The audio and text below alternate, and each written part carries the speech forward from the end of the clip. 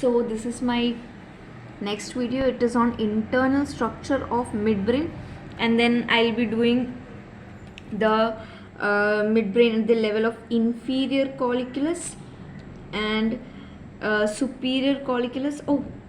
Superior colliculus. I'll be drawing the diagram. I have not drawn all of the part. First I will explain to you the part. So this is the internal structure of the midbrain. This is how it looks like. This is cerebral aqueduct. Okay, what is this? This is cerebral aqueduct.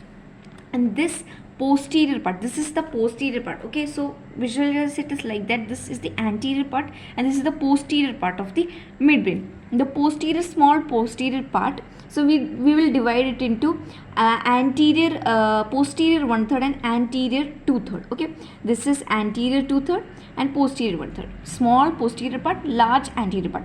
This small posterior part is called tectum, this whole.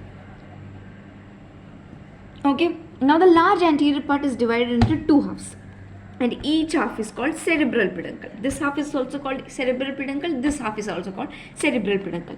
Now what are the parts of the cerebral peduncle? There are three parts. One is tegmentum. This part is tegmentum. This is tectum. This is tegmentum. This is substantia nigra, and this is crux of cerebri. Okay, now what this we are going to go to the parts. So tectum, bundle of white fibers, and there are a lot of stuffs present in tectum of inferior colliculi and superior colliculi. In case of inferior colliculi, in the tectum region there is trochlear nucleus, whereas in case of superior colliculus there is oculomotor nucleus. So the tectum varies, tegmentum also varies, but substantia nigra and crux cerebri remains the same for both inferior and superior colliculus. So I am going to discuss about that. So the substantia nigra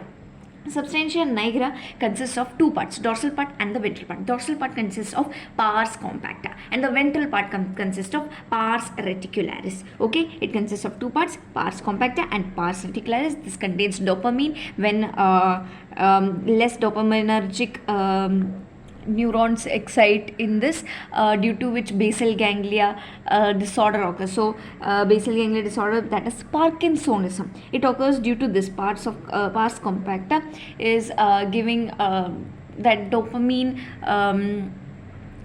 production, or the inhibitory effect is lost. Okay, so that is the clinical importance of substantia nigra. And crux cerebri, it is divided into three halves. So this is the first part, this is the second part, and this is the middle part. This part is called the this is the medial part, this is the lateral part, and this is the middle 2/3. So we will call this the medial 1/6 part, this is lateral 1/6 part, and this is the middle 2/3 part.